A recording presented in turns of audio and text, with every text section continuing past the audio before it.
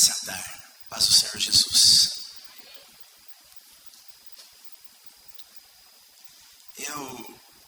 Umas semanas atrás, eu fui pregar no encontro de pastores. Deus colocou no meu coração de eu pregar sobre uma mulher. E eu falei para Deus, o que eu vou falar sobre uma mulher? Isso aí era para falar para mulheres. E eu vou falar para vocês sobre uma mulher também, hoje, que está aqui na Bíblia e que serve muito para pastores, que serve muito para a minha vida e para a sua vida também, com certeza. Nós vamos ler do livro de Ruth, no capítulo 1, e nós vamos ler dos versículos 1 ao 9. Todos vocês devem conhecer a história de Ruth, bem? Vamos ler. Nos dias em que julgavam os juízes, houve fome na terra. E um homem de Belém de Judá saiu a habitar na terra de Moabe com sua mulher e seus 2 filhos. Esse homem se chamava Elimeleque, sua mulher Noemi. Os filhos se chamavam Malom e Quilion, efrateus de Belém de Judá. Vieram à terra de Moabe e ficaram ali. Morreu Elimeleque, marido de Noemi, e ficou ela com seus 2 filhos, os quais casaram com mulheres moabitas. Era o nome de uma Orfa e o nome da outra Ruth, e ficaram ali quase 10 anos. Morreram também ambos, Malom e Quilion, ficando assim a mulher desamparada de seus 2 filhos e de seu marido. Então se dispôs ela com as suas noras e voltou da terra de Moabe, porquanto nesta ouviu que o Senhor se lembrara do seu povo, dando-lhe pão.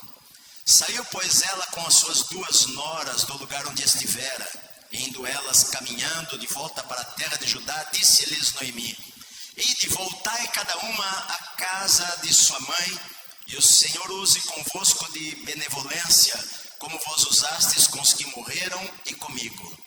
O Senhor vos dê que sejais felizes, cada uma em casa de seu marido, e beijou-as, elas porém choraram em alta voz. Amém. Amém. Vamos aplaudir ao Senhor por lermos a palavra de Deus, meu amado. Diga assim em voz alta, que eu quero que você guarde esta frase. Eu preciso deixar para trás o que precisa ficar atrás. É isso aí.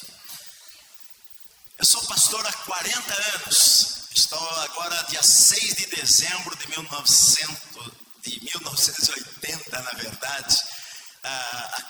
Vai fazer 41 anos que eu deixei o meu último trabalho secular para estar integralmente no ministério, estar de tempo integral, pregando a palavra de Deus.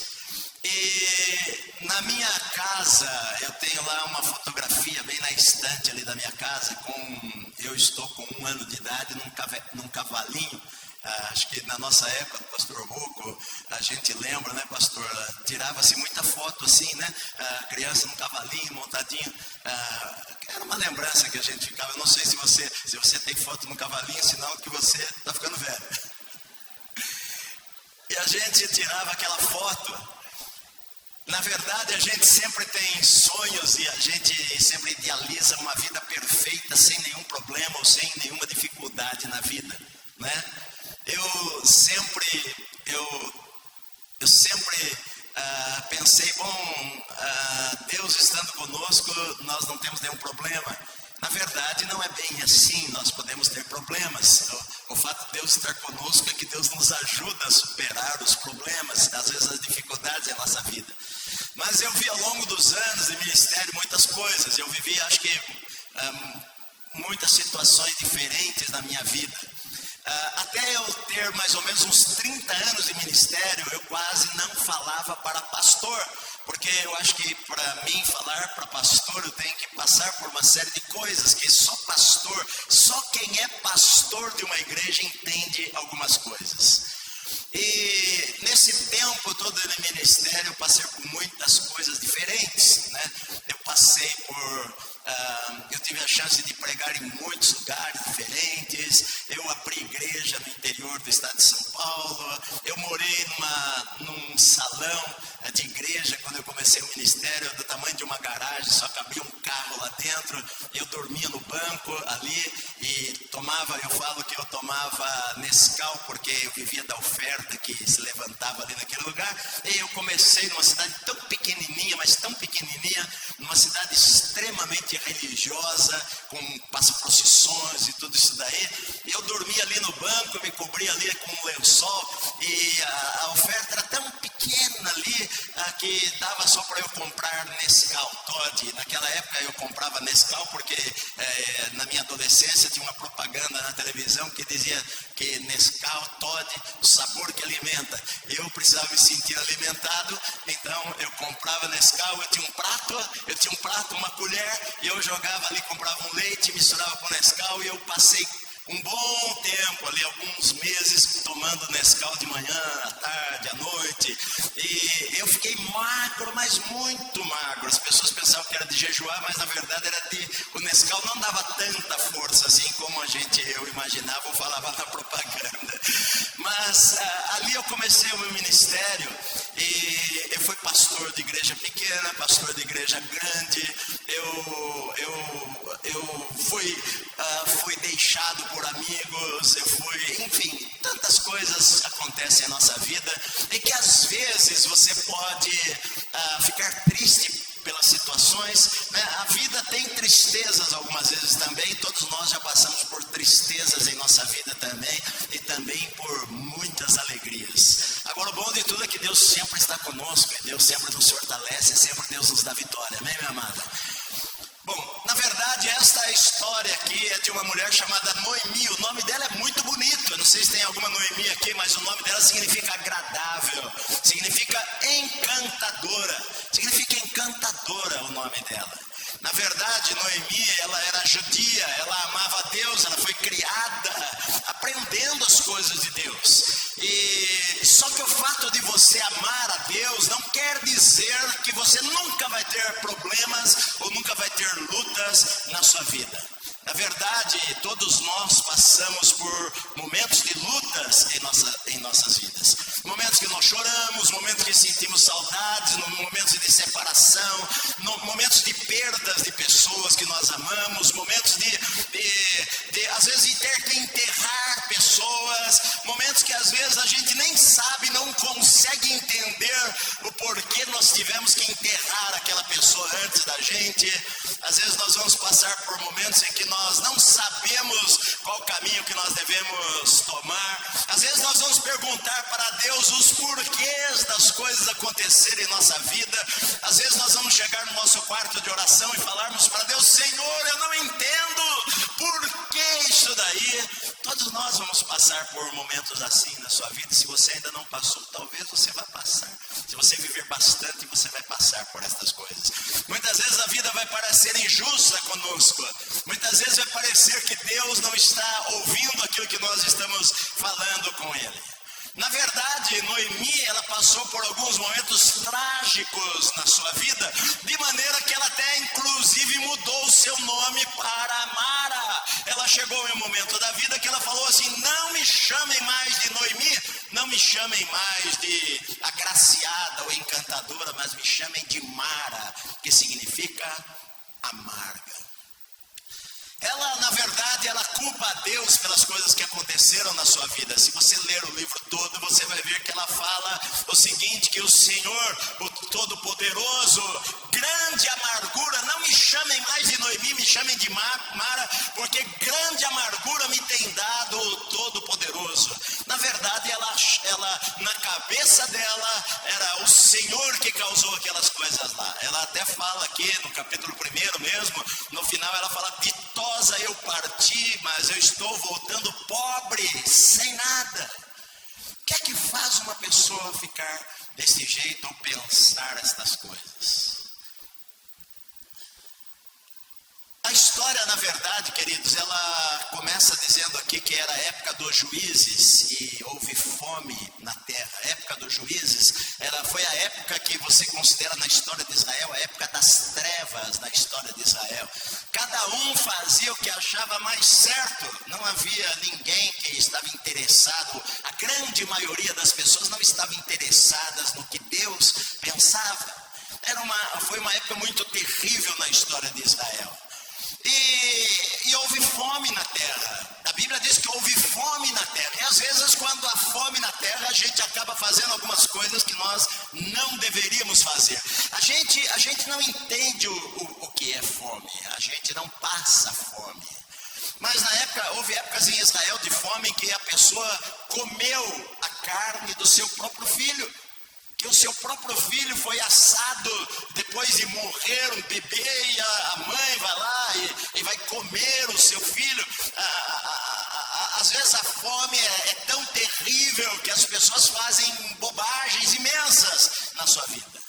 Na verdade, a fome, a Bíblia havia dito lá em Deuteronômio, Deus havia falado para Israel: se vocês obedecerem a minha palavra, eu vou abençoar vocês, mas se vocês não obedecerem a minha palavra, vai haver fome na terra. E como a nação de Israel não estava obedecendo a Deus, houve fome na terra. E então aquele judeu marido, aquele hebreu marido de Noemi resolve fazer o seguinte: vamos procurar um lugar para sobrevivermos. Eles então partem para a terra de Moabe. Os moabitas eram inimigos de Israel. O Moabe, eles tinham muitos deuses. Moabe idolatrava muitos deuses. E era como se eu e você hoje escolhêssemos abandonar a Deus, ir para um lugar fora da influência de Deus. E escolhermos um caminho errado da nossa vida. Só que as coisas não aconteceram exatamente como era se esperado, porque, eu não sei, a Bíblia não fala aqui quanto tempo passou, mas a Bíblia fala que em algum momento Elimeleque morreu. Elimeleque morreu, o chefe da casa, o patriarca da casa, o marido de Noemi morreu, foi enterrado lá na terra de Moabe. Os dois filhos, que eu não sei quantos anos eles tinham quando saíram, mas a Bíblia diz que eles se casaram com mulheres moabitas.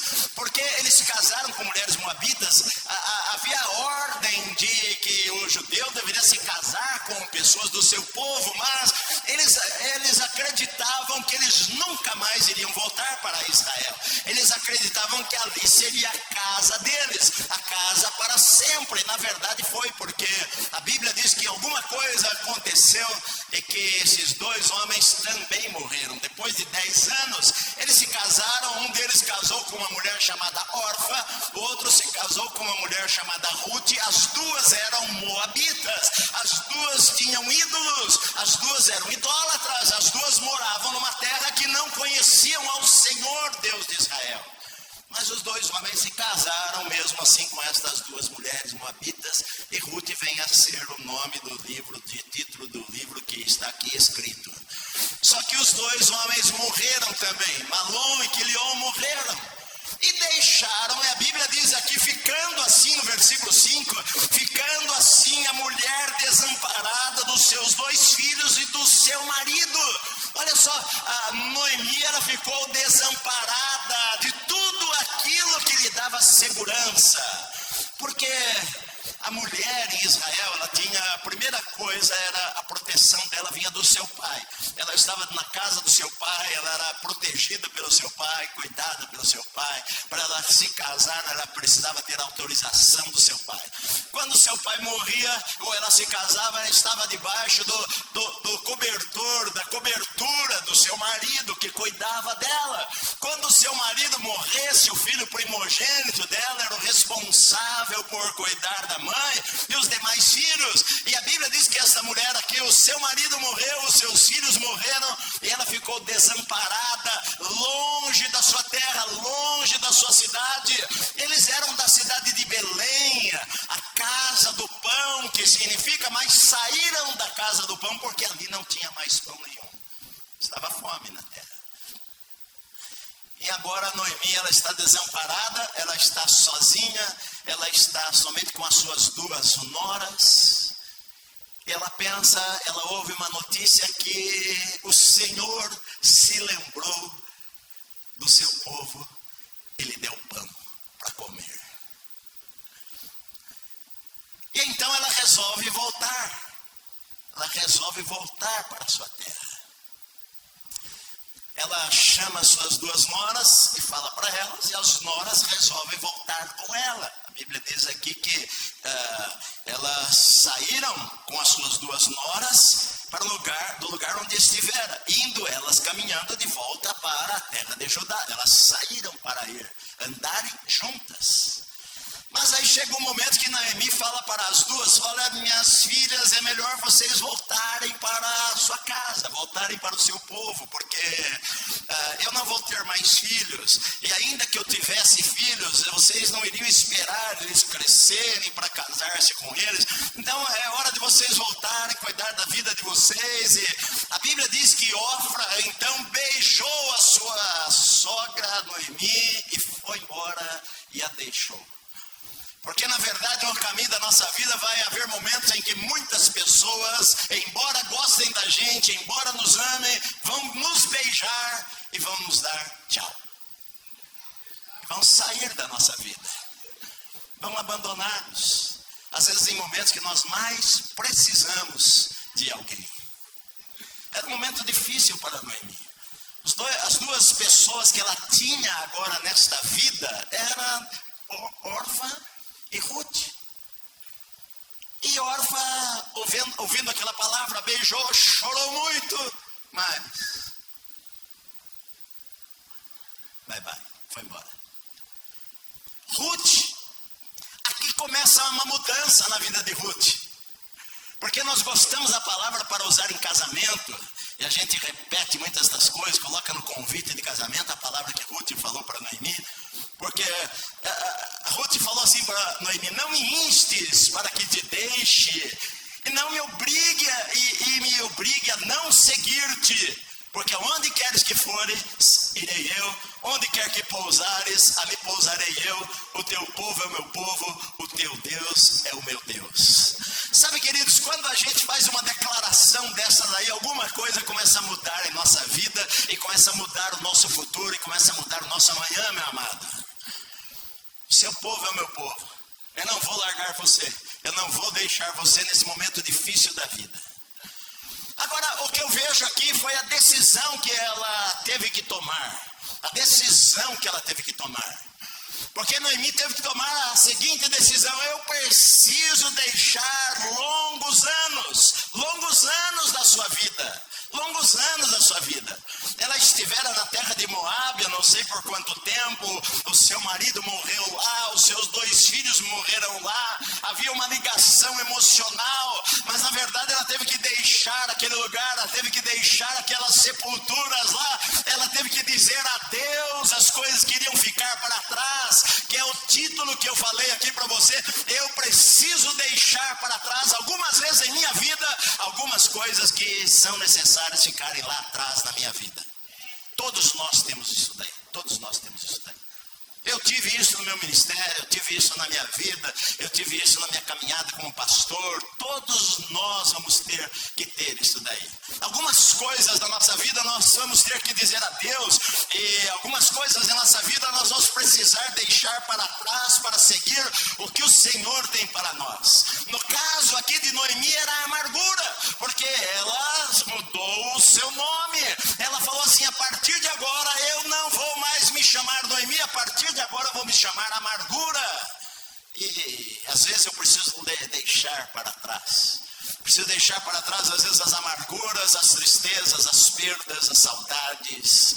Às vezes eu preciso deixar para trás pecados. Às vezes eu preciso deixar para trás lembranças amargas. Às vezes eu preciso deixar para trás abandonos sofridos. Mulheres que são abandonadas pelo seu marido com os seus filhos para serem criados. E às vezes elas não conseguem deixar essas coisas para trás. E vivem uma vida presa por 10 anos, 20 anos, 3 anos, 30 anos. Às vezes uma pessoa passa por um divórcio traumático e ela não consegue esquecer, ela não consegue deixar, ela não consegue se livrar daquela cadeia que às vezes ainda prende a pessoa, não tem mais conserto, não tem saída, mas ela fica preso àquilo lá e acaba não experimentando tudo aquilo que Deus tem para a sua vida. Às vezes eu preciso deixar para trás as pessoas também que me feriram, e às vezes eu preciso deixar para trás lugares de emoção que eu tive, ou deixar para trás aquilo que ficou para trás para reiniciar uma nova vida, na verdade. A caminhada de Moabe a Belém demoraria lá de 7 a 10 dias para aquelas mulheres. E as duas foram. Não foi uma caminhada assim tão fácil.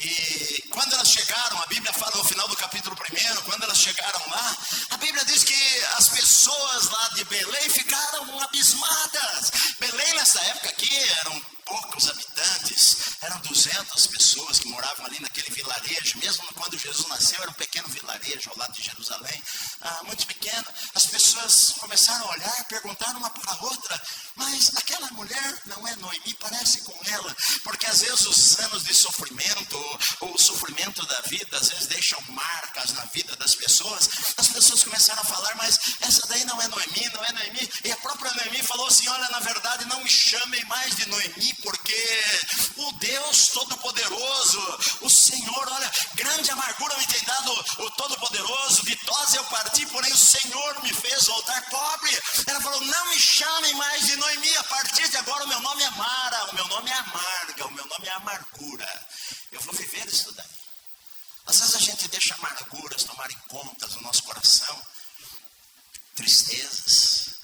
Sim, todos nós passamos tristezas. Às vezes a mulher foi traída pelo marido e fica com uma raiva, querendo, nunca mais vai perdoar, nunca mais vai deixar, nunca mais. Enfim, e às vezes ela acaba travando a sua própria vida, a sua própria caminhada. E o problema é que às vezes a gente acaba culpando a Deus pelas coisas que acontecem.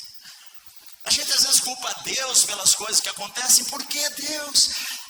Uma vez aconteceu algo comigo há uns 20 anos atrás. Eu fiquei assim, não fui para a igreja pregar por um mês. A minha esposa ficou na igreja pregando.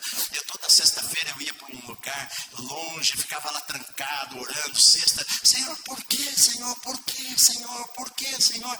E Deus não me falou nada, Deus não me respondeu nada por alguns meses. Hoje eu olho para trás e eu entendo que na verdade o problema não era um problema, não era o problema em si, mas era o trato que Deus queria trazer para a minha própria vida, e que eu deveria caminhar olhando para Ele, e que na verdade o Senhor sempre tem coisas boas e maravilhosas para a nossa vida, em qualquer terra onde nós o servimos com todo o coração, meu amado.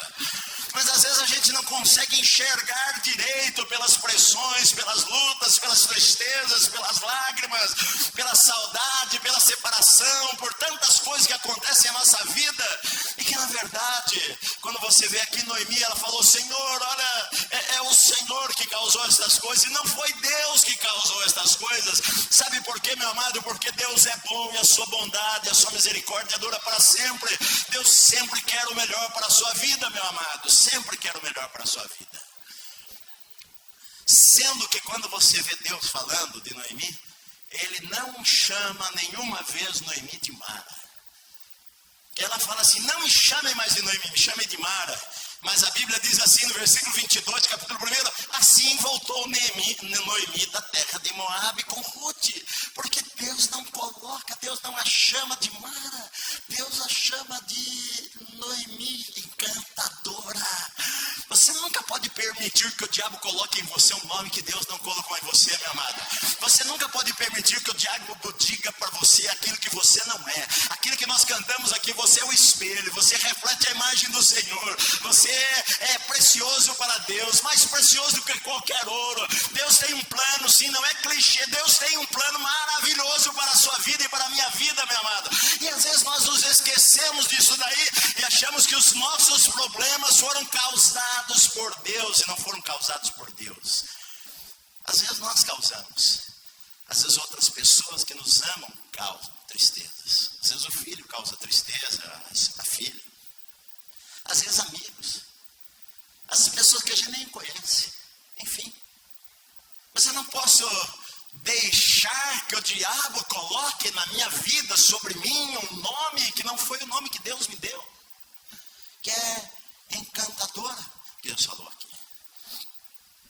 Mas há momentos na vida que nós precisamos aprender a deixar para trás. Paulo estava preso. Paulo estava preso em Roma, Paulo estava numa prisão, numa casa. Quando a gente lê o livro de Atos e o capítulo 28 termina Paulo preso numa casa, nós pensamos assim, esse é fácil, estar preso numa casa, eu fico em casa o dia inteiro de boa. Na verdade, Paulo estava preso, ele era preso. Ele fazia 4 anos que ele estava preso.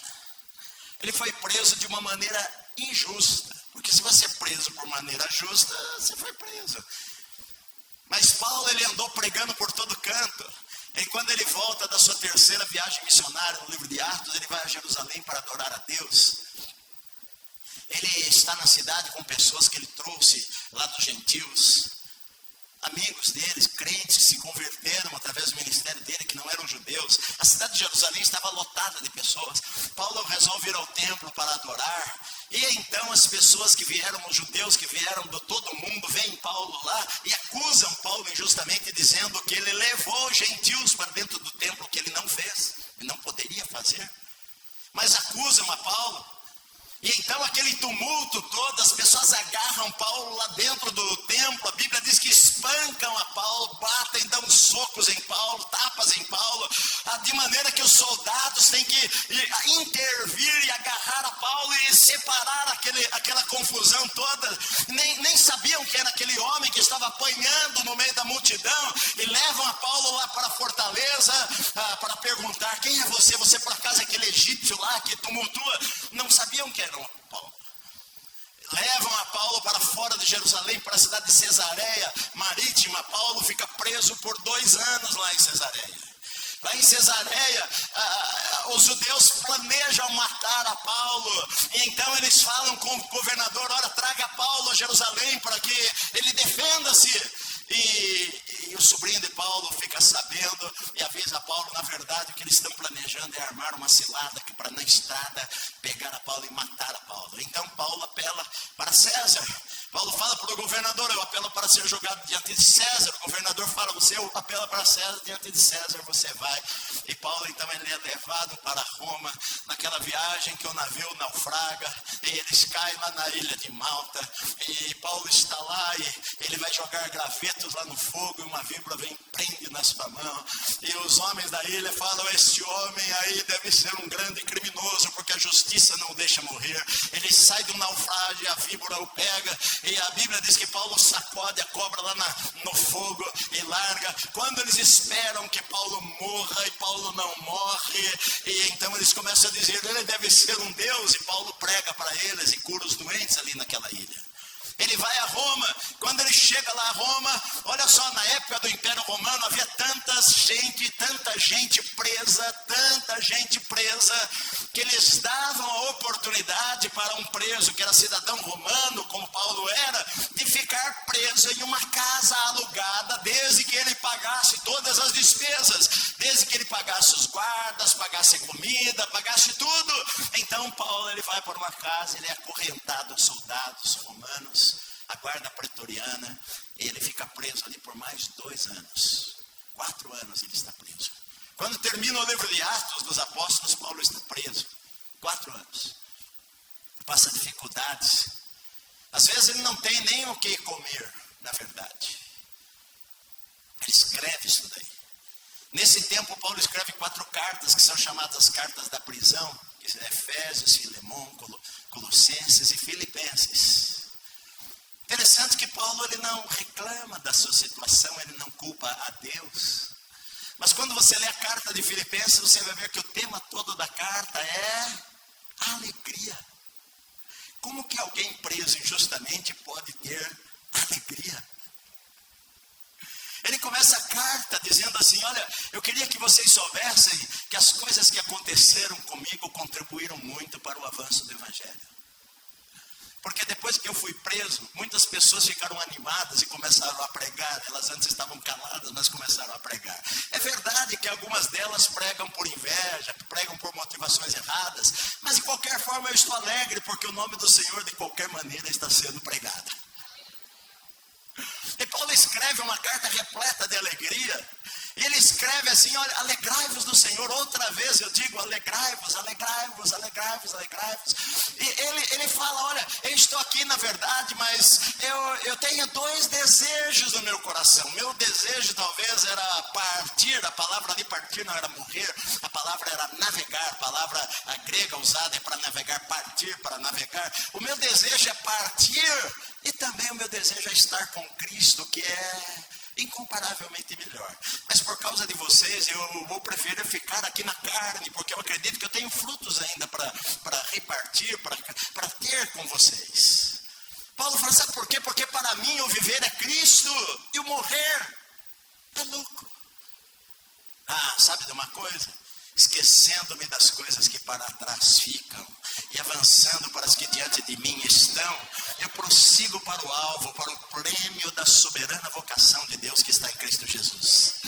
Como é que pode um homem que está preso, um homem que vai ser julgado pelo Império Romano, ele olhar a vida desta maneira, ele pensar, olha, uma coisa eu faço, esquecendo-me das coisas que para trás ficam e avançando para as que diante de mim estão, eu prossigo para o alvo. Qual que é o alvo da nossa vida, meu amado?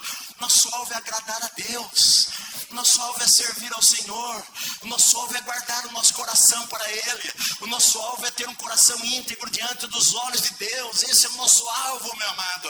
Como o nosso irmão falou aqui, sabe, o importante não é aquilo que falam da gente ou pensam da gente, o importante é o que Deus sabe da gente, o que Deus vê da gente, meu amado. Então Paulo ele fala assim, esquecendo-me das coisas que para trás ficam, eu prossigo. O que Noemi precisava fazer?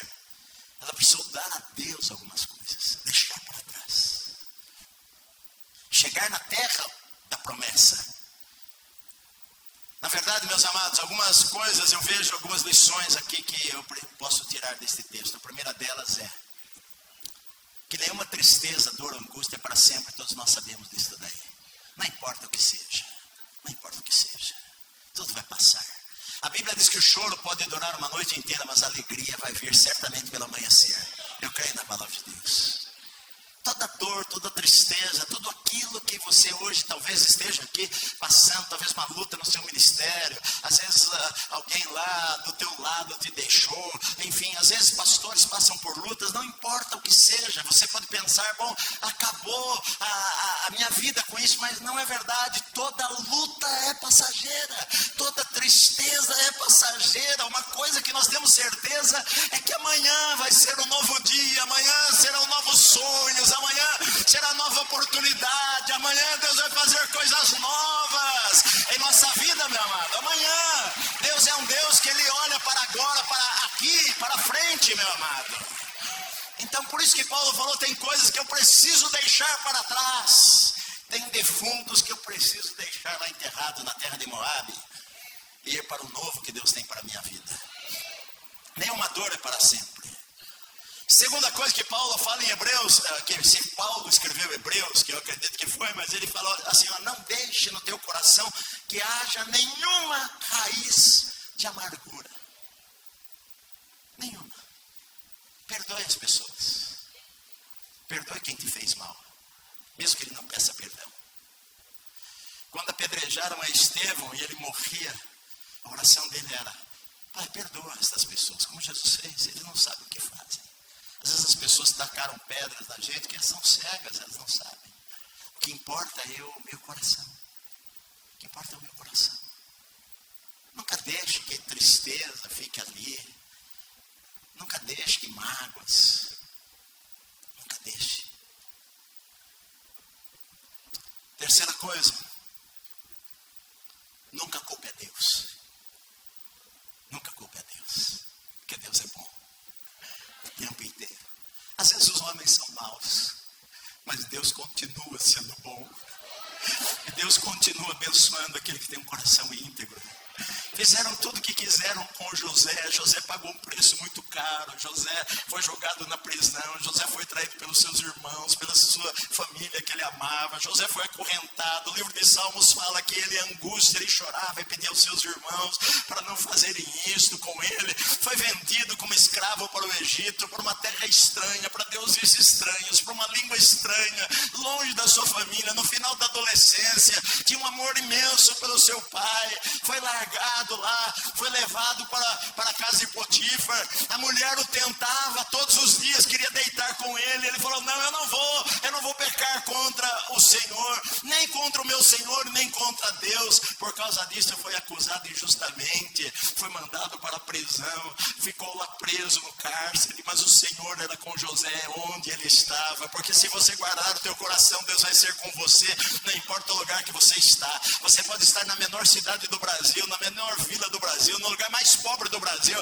Você pode ser pastor de 10 pessoas apenas, ninguém sabe o teu nome, ninguém sabe onde você mora, ninguém sabe das suas lutas, ninguém sabe do seu ministério. Você não é famoso, não tem nenhum nome que alguém fala: ó, eu conheço tal pessoa. Não interessa, mas Deus conhece você, meu amado, e você pode estar em qualquer lugar da terra. Mantenha íntegro o teu coração, que Deus vai estar lá com você e vai prosperar a tua vida onde você estiver.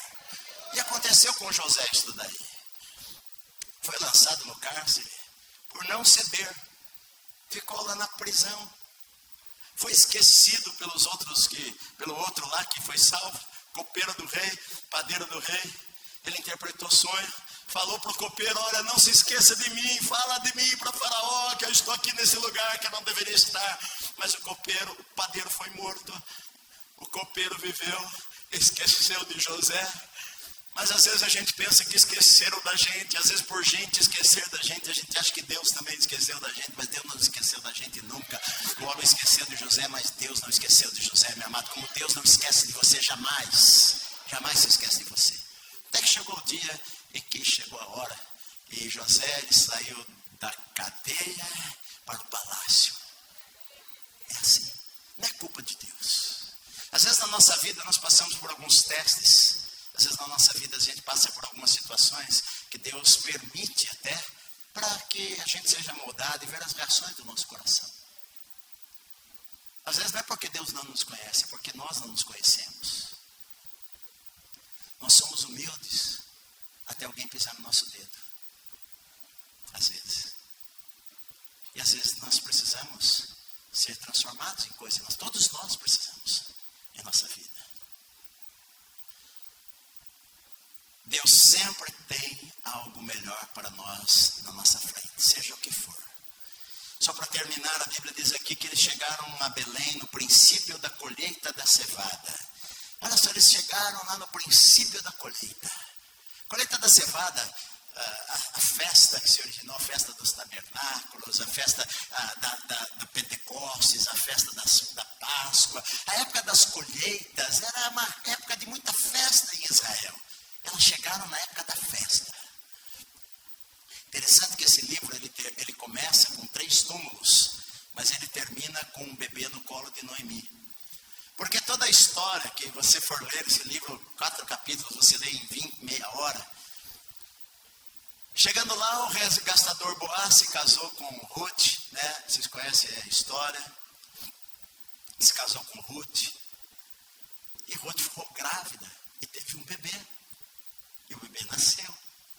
E as mulheres, então, quando você termina o capítulo 4, a Bíblia diz que as mulheres falavam assim: as mulheres disseram a Noemi: seja o Senhor bendito que não deixou hoje de te dar um neto que será teu resgatador, e seja afamado em Israel o nome deste. Ele será restaurador da tua vida e consolador da tua velhice, pois tua nora que te ama o deu à luz, e ela te é melhor do que 7 filhos.